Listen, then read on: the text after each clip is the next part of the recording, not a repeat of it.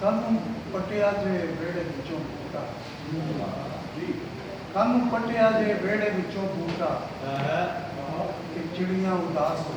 वाह वाह वाह वाह वाह वाह वाह वाह वाह पिता साहब वाह चिड़िया उदास हो ਚੂੜੀਆਂ ਉਦਾਸ चिड़ियां उदास हो उन्हें लखां विचों हाणी मैनूं चुनिया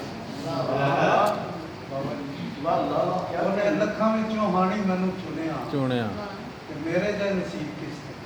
वाह वाह वाह वाह क्या बात है उन्हें लखां विचों हाणी मैनूं चुनिया कि मेरे जे नसीब किस थे। और आखिरी बोली कि मैया